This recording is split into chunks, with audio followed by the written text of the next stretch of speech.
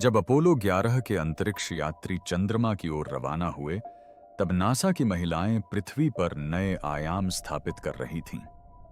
मैं उनकी पहली नियुक्त प्रोग्रामर थी। मैंने ही सॉफ्टवेयर इंजीनियरिंग शब्द गढ़ा था, जिसे उस समय एक मजाक समझा गया था। क्या सॉफ्टवेयर इंजीनियरिंग है? अपनी मृत्यु से पहले अपोलो 11 को बचाने वाली इंजीनियर ने आखिरकार खुलासा किया कि नासा किस तरह सब कुछ खोने के कगार पर आ गया था, और उस चौंकाने वाली बात को भी बताया जिसे एजेंसी को छिपाने के लिए मजबूर होना पड़ा था। अंतरिक्ष यान के चंद्रमा पर उतरने से 3 मिनट पहले कैप्सूल के अंदर कुछ भयानक गड़बड़ हो गई थी। उन आखिरी मिनटों में जो हुआ वह नासा द्वारा स्वीकार किए जाने से कहीं अधिक खतरनाक था। और सच्चाई दशकों बाद तब सामने आई जब मिशन को बचाने वाली महिला ने बोलने का फैसला किया। जिस रात नासा का नियंत्रण खो गया, उसी रात चंद्र मॉड्यूल ईगल चंद्रमा की ओर लगातार बढ़ रहा था और अचानक अलार्म बजने लगे। छोटे से केबिन के अंदर नील आर्मस्ट्रांग और बज एल्ड्रिन लैंडिंग पर ध्यान केंद्रित कर रहे थे। जमीन करीब आती जा रही थी। फिर ऑनबोर्ड कंप्यूटर पर कुछ ऐसे नंबर चमके जिनकी किसी को उम्मीद नहीं थी।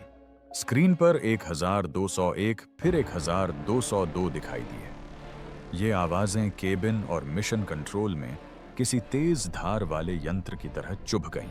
ये अलार्म सामान्य नहीं थे। प्रशिक्षण में इन्हें ऐसी घटनाओं के रूप में चिह्नित किया गया था जो लैंडिंग के दौरान कभी नहीं होनी चाहिए। ये संकेत देते थे कि कंप्यूटर सिस्टम के भीतर कुछ गड़बड़ हो रही है। अंतरिक्ष यात्रियों को पता नहीं था कि क्या खराबी आई है। उन्हें बस इतना पता था कि सतह पर उतरने में उनकी मदद करने वाली मशीन पर दबाव पड़ रहा है। ह्यूस्टन में उड़ान नियंत्रण कक्ष में सन्नाटा छा गया। इंजीनियर अपनी स्क्रीन पर टकटकी लगाए देख रहे थे। नियंत्रकों के हाथ ठंडे पड़ गए थे। लैंडिंग में बस कुछ ही मिनट बचे थे। सोचने का समय लगभग नहीं बचा था। ह्यूस्टन, हमारे सामने एक समस्या है। हमारी मुख्य बस में वोल्टेज कम हो गया है। उन्हें यह चुनना था कि मिशन को रद्द किया जाए या जारी रखा जाए। रद्द करने का मतलब पूरी दुनिया के सामने विफलता स्वीकार करना होता। इसका मतलब दशकों की मेहनत बर्बाद होना होता। इसका मतलब यह भी था कि सोवियत संघ के चंद्रमा पर पहले पहुंचने का खतरा था। ठीक उसी समय ह्यूस्टन से बहुत दूर और चंद्रमा से भी बहुत दूर मार्गरेट हैमिल्टन उसी डेटा को देख रही थीं। वह उन प्रमुख सॉफ्टवेयर इंजीनियरों में से एक थीं जिन्होंने अपोलो मार्गदर्शन कंप्यूटर के निर्माण में मदद की थी। वह इसकी सीमाओं को लगभग किसी और से बेहतर जानती थी। अलार्म बजते देख उसे एक साथ सदमा और डर लगा। बाद में उसने बताया कि उसका पहला विचार सरल और भयावह था। ऐसा पहले कभी नहीं हुआ था, न परीक्षण में, न सिमुलेशन में, न ही किसी अन्य मिशन में। उसे आश्चर्य हुआ कि अपोलो 11 के दौरान ठीक उसी क्षण जब सब कुछ दांव पर लगा था, ऐसा क्यों हो रहा था। कंप्यूटर पर अत्यधिक भार पड़ गया था। इसे इसकी क्षमता से कहीं अधिक काम सौंपा जा रहा था। रडार से डेटा लगातार आ रहा था। नेविगेशन संबंधी गणनाएं बढ़ती जा रही थीं। सिस्टम पिछड़ रहा था। सामान्य परिस्थितियों में इस तरह के ओवरलोड से सिस्टम पूरी तरह क्रैश हो जाता। क्रैश होने पर नेविगेशन डेटा मिट जाता। नेविगेशन के बिना अंतरिक्ष यात्री अपना मार्गदर्शन खो देंगे। इस नुकसान के कारण वे सुरक्षित रूप से उतरने या वापस लौटने में असमर्थ हो सकते हैं। जब इंजीनियरों ने और करीब से जांच की तो उन्हें एक और भी भयावह बात का पता चला। हार्डवेयर में कोई खराबी नहीं थी। कंप्यूटर ठीक वही काम कर रहा था जो उसे करने के लिए कहा गया था। रडार का एक स्विच गलत स्थिति में रह गया था। उस छोटी सी मानवीय त्रुटि के कारण सिस्टम में अमोप अतिरिक्त डेटा जा रहा था और सबसे खराब समय पर बहुमूल्य कंप्यूटिंग शक्ति बर्बाद हो रही थी। लैंडिंग रद्द होने से बस कुछ ही सेकंड दूर थी। तभी कुछ अप्रत्याशित घटित हुआ।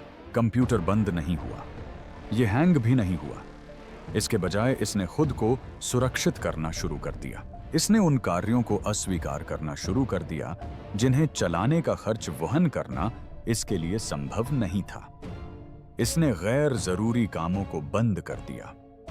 इसने केवल अंतरिक्ष यान को सुरक्षित रूप से उतारने के लिए आवश्यक मुख्य कार्यों को ही बरकरार रखा। इसका मुख्य उद्देश्य जीवित रहना था। नियंत्रकों ने मिशन को इसलिए जारी नहीं रखा क्योंकि वे बहादुर महसूस कर रहे थे। उन्होंने इसे इसलिए जारी रखा क्योंकि उन्हें सॉफ्टवेयर पर भरोसा था। यह भरोसा वर्षों की बहस, चेतावनियों और कठिन अनुभवों से उपजा था। यह इस विश्वास से उपजा था कि मशीन विफलता को बिना ध्वस्त हुए संभाल सकती है। यह विश्वास अपोलो 11 से बहुत पहले MIT की एक छोटी सी प्रयोगशाला में उस क्षण के बाद बना था जब एक बच्ची ने कुछ ऐसी कुंजियां दबा दीं जिन्हें उसे कभी नहीं छूना चाहिए था, और एक ऐसे सत्य को उजागर कर दिया जिसे नासा अनदेखा करने की कोशिश कर रहा था। अपोलो 11 मिशन से कई साल पहले मार्गरेट हैमिल्टन अपनी छोटी बेटी लॉरेन को MIT प्रयोगशाला में काम करने के लिए लेकर आई थीं। वह एक शांत दिन था। कमरा बड़े बड़े कंप्यूटरों से भरा हुआ था जो लगातार धीमी आवाज में चल रहे थे। इंजीनियर चंद्र मिशन का सिमुलेशन चला रहे थे, यह परीक्षण करने के लिए कि उड़ान के दौरान मार्गदर्शन प्रणाली कैसे काम करेगी। उनके लिए यह एक सामान्य काम था, लेकिन एक बच्चे के लिए यह अंतरिक्ष यात्रा के नियंत्रण कक्ष जैसा लग रहा था। लॉरेन कंसोल पर बैठी और अंतरिक्ष यात्री होने का नाटक करने लगी। उसने कीबोर्ड को छुआ। उसने कुछ बटन दबाए बिना यह जाने कि उनका क्या मतलब है या वे क्या नियंत्रित करते हैं। सिस्टम क्रैश हो गया। पल भर में सिमुलेशन ध्वस्त हो गया। नेविगेशन डेटा गायब हो गया। आभासी अंतरिक्ष यान ने अपनी स्थिति और दिशा खो दी। स्क्रीन पर मिशन गायब हो गया। अंतरिक्ष यात्री अंतरिक्ष में खो गए। कमरे में मौजूद कुछ लोगों को लगा कि यह एक मामूली दुर्घटना थी, इसे ठीक किया जा सकता था। किसी असली अंतरिक्ष यान को कोई खतरा नहीं था, लेकिन हैमिल्टन को कुछ और ही महसूस हुआ। उन्हें डर लगा। बाद में उन्होंने कहा कि यह विचार उनके मन में तुरंत घर कर गया और उन्हें जाने नहीं दिया। ऐसा किसी वास्तविक मिशन में हो सकता है। समस्या सरल और बेहद भयावह थी। एक ऐसा प्रोग्राम जिसे केवल लॉन्च से पहले चलना था, वह एक नकली उड़ान के दौरान सक्रिय हो गया था। कंप्यूटर में कोई खराबी नहीं आई। इसने निर्देशों का पूरी तरह पालन किया। इसने नेविगेशन डेटा को मिटा दिया क्योंकि इसे ऐसा करने के लिए कहा गया था। मशीन को यह जानने का कोई तरीका नहीं था कि समय गलत था। अगर अंतरिक्ष में ऐसा होता तो परिणाम असफल लैंडिंग से कहीं अधिक भयावह होता। नेविगेशन डेटा के बिना चालक दल यह जानने की क्षमता खो देता कि वे कहां हैं या कहां जा रहे हैं। वे अनिश्चित काल तक भटकते रह सकते थे, घर लौटने में असमर्थ। हैमिल्टन ने इस खोज को गंभीरता से लिया। वह अपने प्रबंधकों के पास गई और उन्हें पूरी घटना समझाई। उसने सॉफ्टवेयर में सुरक्षा उपाय जोड़ने का अनुरोध किया। वह एक ऐसा कोड चाहती थी जो इस गलती को रोक सके, भले ही कोई इंसान गलती से गलत बटन दबा दे। उसे जो जवाब मिला वह स्पष्ट और कठोर था। नहीं, उन्होंने कहा कि सॉफ्टवेयर पहले से ही जटिल था। उन्होंने कहा कि अंतरिक्ष यात्री उच्च प्रशिक्षित थे और वे कभी इस तरह की गलती नहीं करेंगे। फिर अपोलो 8 चंद्रमा पर गया और सब कुछ बदल गया। चंद्रमा की सतह की परिक्रमा करते समय अंतरिक्ष यात्री जिम लवेल ने कुछ ऐसे शब्द कहे जिससे मिशन कंट्रोल स्तब्ध रह गया। उन्होंने कहा कि उन्हें लगता है कि उन्होंने कुछ गलत कर दिया है। उन्होंने गलत बटन दबा दिया था। वही प्रोग्राम सक्रिय हो गया। वही खतरा सामने आया। नियंत्रण कक्ष में अफरा तफरी मच गई। उन्होंने चरणबद्ध तरीके से नेविगेशन डेटा को पुनः निर्मित किया। उन्होंने इसे अंतरिक्ष यान को वापस भेज दिया। अपोलो 8 बच गया, लेकिन बड़ी मुश्किल से। उसके बाद विवाद समाप्त हो गए। अंततः हैमिल्टन को व्यवस्था को सुदृढ़ करने की अनुमति मिल गई। उन्होंने सुरक्षा के ऐसे अतिरिक्त उपाय जोड़े जिनसे गलतियों को आपदा उत्पन्न होने से पहले ही पकड़ा जा सके। उन्होंने ऐसा तर्क विकसित किया जो अंतरिक्ष यात्रियों के कार्यों को बाधित कर सकता था, असुरक्षित गतिविधियों को रोक सकता था और सिस्टम के खतरे में होने पर अलार्म बजा सकता था। नासा को जो पता चला वह चौंकाने वाला था। अंतरिक्ष खतरनाक था, लेकिन यह पूर्वानुमान योग्य था। मनुष्य ऐसा नहीं कर पाए। मिशन के लिए सबसे बड़ा खतरा चंद्रमा नहीं था, बल्कि मानवीय त्रुटि और खुद को सुरक्षित रखने में असमर्थ सॉफ्टवेयर के बीच का टकराव था। और जब अपोलो 11 ने नीचे उतरना शुरू किया, तो उस सबक से ही तय होना था कि चालक दल जीवित रहेगा या मर जाएगा। वह कोड जो यह तय करता था कि कौन जिएगा और कौन मरेगा। 1960 के दशक में कंप्यूटर कठोर मशीनें थीं।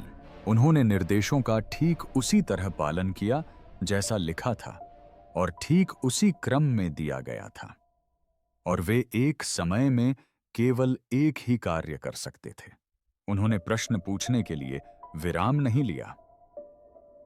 वे अप्रत्याशित परिस्थितियों के अनुकूल नहीं ढल पाए। जब कोई अनपेक्षित घटना घटी तो उन्होंने काम करना बंद कर दिया। विफलता तत्काल और पूर्ण थी। मार्गरेट हैमिल्टन ने इस तरह की कमजोरी को स्वीकार करने से इनकार कर दिया। बेशक, अंततः मार्शल मशीनों की तुलना में कंप्यूटरों से अधिक नौकरियां सृजित हुईं। वह समझती थीं कि अंतरिक्ष यात्रा अप्रत्याशित घटनाओं से भरी होती है। अंतरिक्ष यात्री गलत बटन दबा सकते हैं, सेंसर गलत डेटा भेज सकते हैं, सिस्टम सबसे खराब समय पर ओवरलोड हो सकते हैं। दबाव में आकर काम करना बंद कर देने वाला कंप्यूटर स्वीकार्य नहीं था। लोगों की जान उस पर निर्भर थी। हैमिल्टन ने ऐसा सॉफ्टवेयर बनाने का निश्चय किया जो महत्व को समझ सके।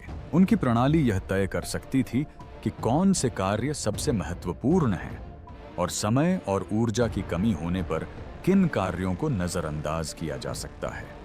आज यह दृष्टिकोण आम और सर्वविदित है, लेकिन उस समय यह लगभग अनसुना था। इसका कोई स्पष्ट नाम भी नहीं था। महत्वपूर्ण यह था कि यह क्या कर सकता था। उसका सॉफ्टवेयर खुद को बाधित कर सकता था। हैमिल्टन के समूह ने चंद्रयान के मार्गदर्शन सॉफ्टवेयर को लिखा और उन्हें हर संभावित स्थिति के लिए योजना बनानी पड़ी।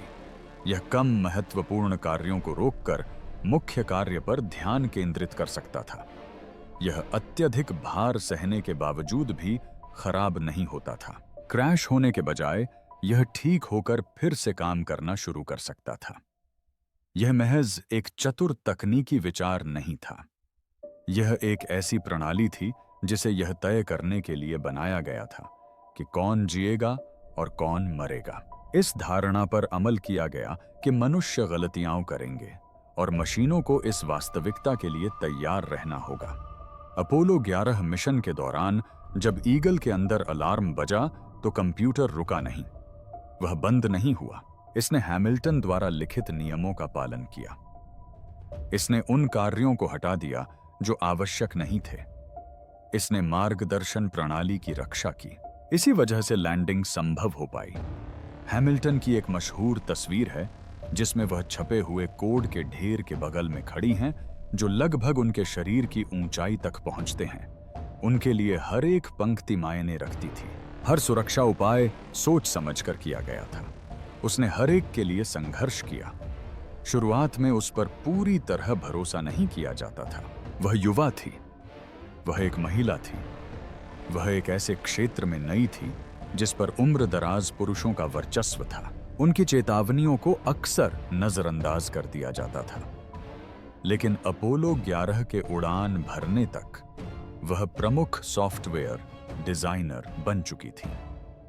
और जब खतरे की घंटी बजी और लैंडिंग जारी रही तो नासा को आखिरकार यह समझना पड़ा कि अब जीवित रहना हार्डवेयर या पायलटों से कहीं अधिक सॉफ्टवेयर पर निर्भर था। उस एहसास ने उन्हें चंद्रमा की सतह पर सामना करने की किसी भी उम्मीद से कहीं ज्यादा डरा दिया। यह वह सच्चाई है जिसे नासा ने कभी प्रेस विज्ञप्तियों में नहीं बताया। अपोलो 11 के बाद नासा ने अपने शब्दों का चुनाव बहुत सावधानी से किया। सार्वजनिक ब्रीफिंग और आधिकारिक रिपोर्टों में लैंडिंग को सुचारू, नियंत्रित और सावधानीपूर्वक नियोजित बताया गया था। Apollo 11 Houston. दृष्टि रेखा से लगभग 1.5 मिनट की दूरी पर। आप बहुत अच्छे लग रहे हैं। आज का दिन बहुत बढ़िया रहा।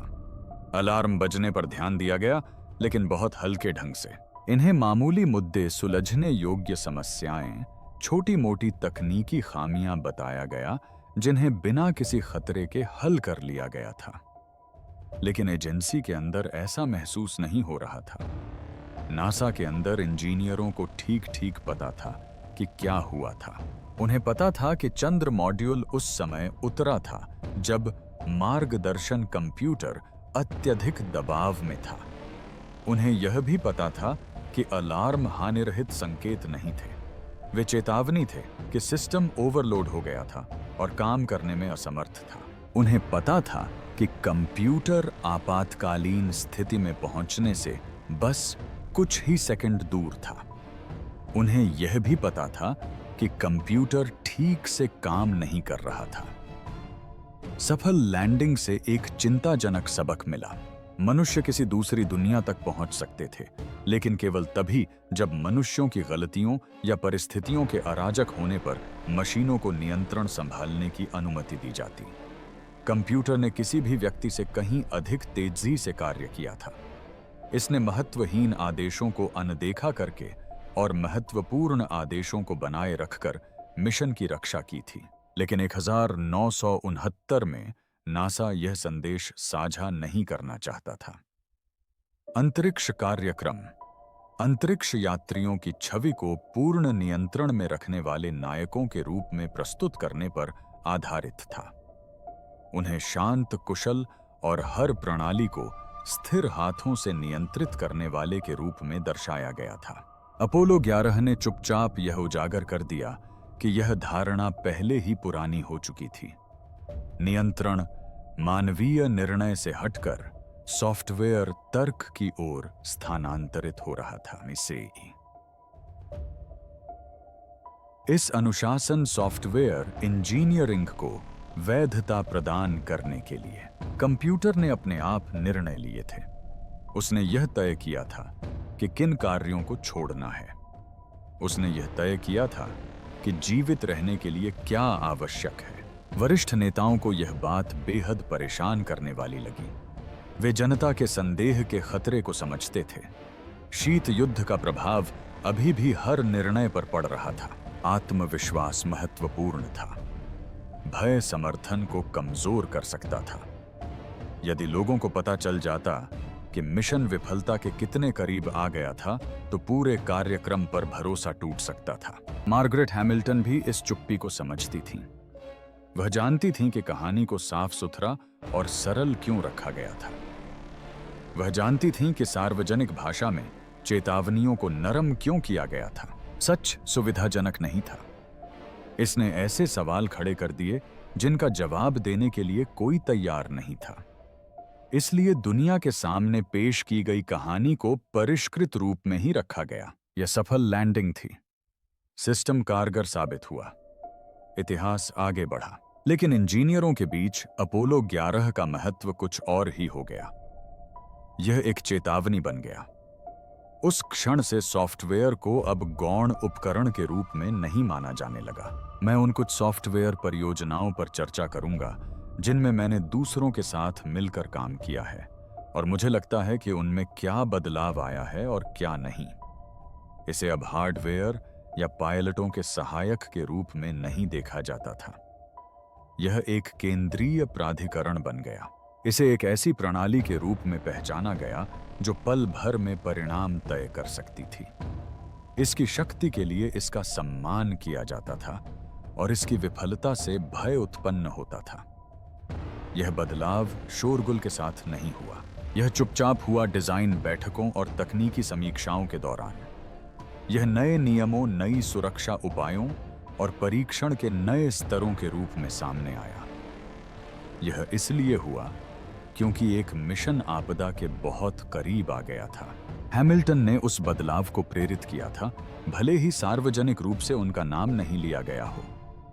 वह जानती थीं कि अपोलो 11 का सबसे महत्वपूर्ण क्षण सतह पर पहला कदम रखना नहीं था, न ही दुनिया के सामने कहे गए शब्द थे।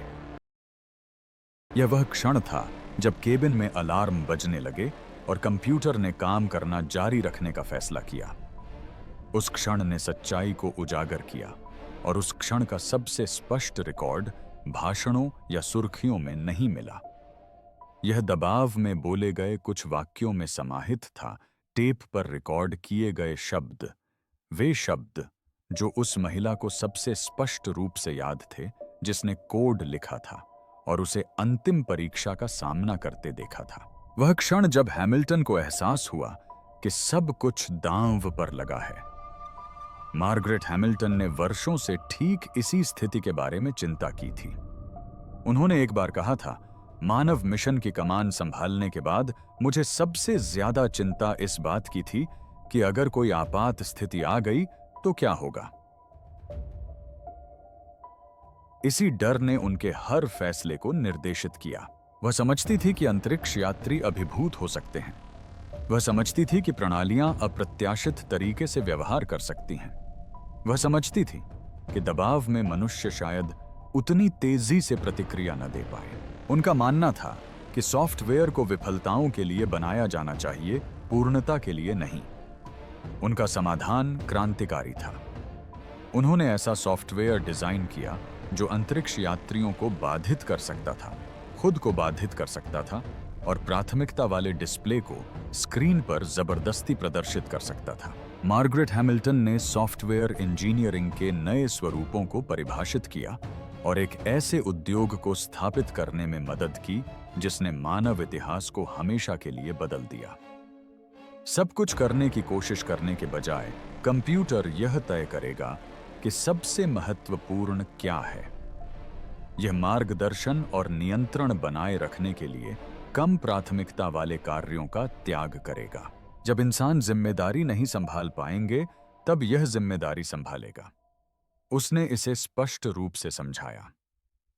मुझे एहसास हुआ कि मैं इसका समाधान निकाल सकता हूं।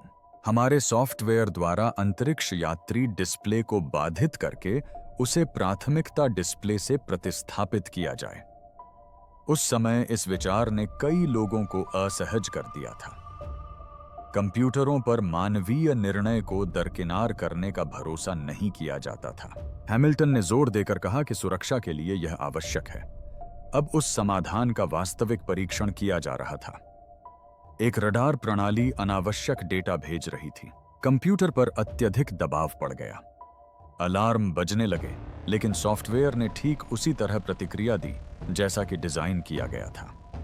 इसने कम प्राथमिकता वाले कार्यों को नजरअंदाज कर दिया। इसने दिशा निर्देश को सुरक्षित रखा। इसने लैंडिंग को संभव बनाया। मिशन कंट्रोल को ठीक समय पर स्थिति का पता चल गया। फैसला आ गया, जारी रखें।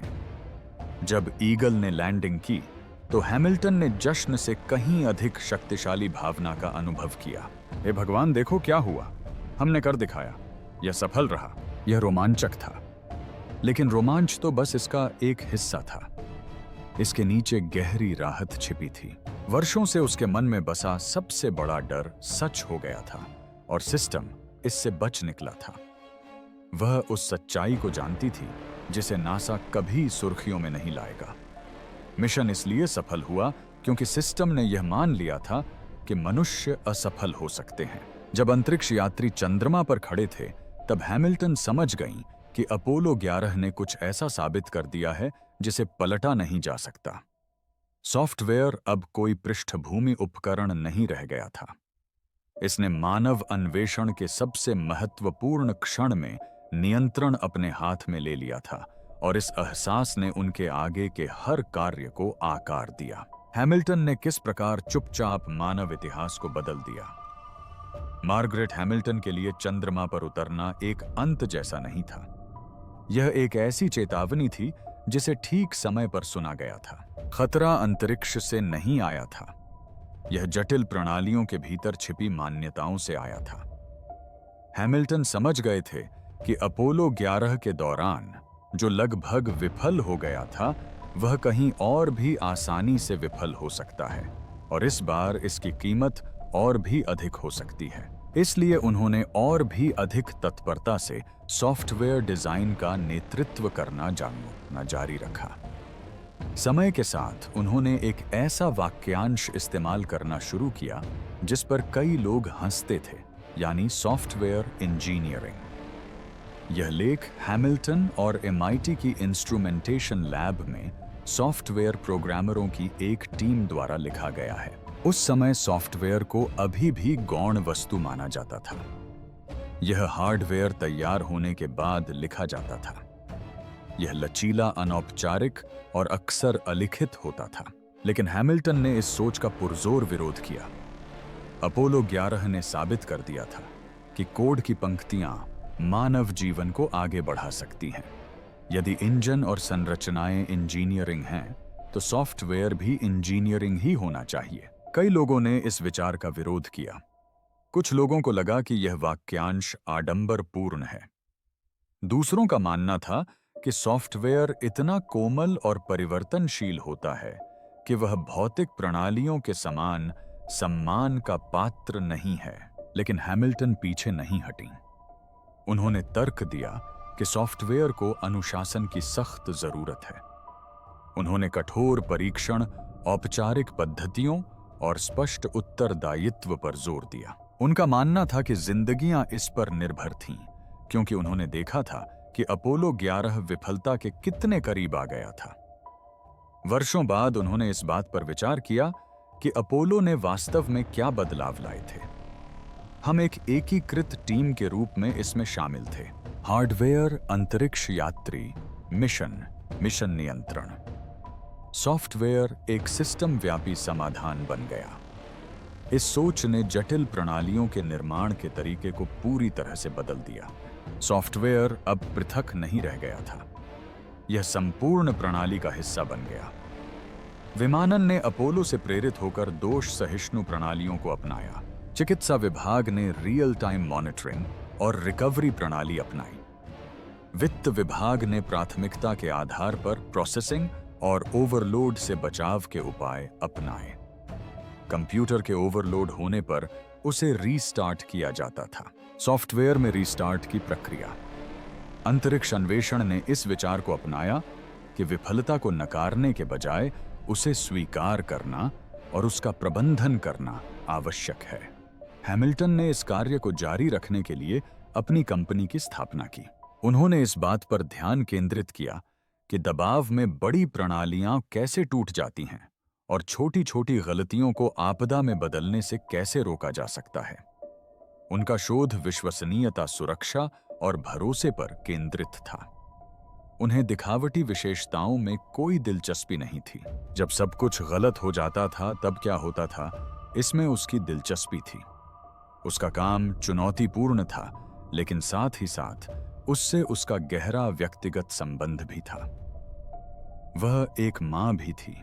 अपोलो प्रोजेक्ट के दौरान वह अपनी बेटी की परवरिश करते हुए अक्सर देर रात तक काम करती थीं। मैं अपनी बेटी को रातों और सप्ताहांतों में काम पर ले जाता था और वह मुझे सॉफ्टवेयर का परीक्षण करते हुए देखती थी। दशकों बीतने के साथ दुनिया ने उनके विचारों को अपना लिया। सॉफ्टवेयर इंजीनियरिंग एक मान्यता प्राप्त विषय बन गया। विश्वविद्यालयों में इसकी पढ़ाई होने लगी।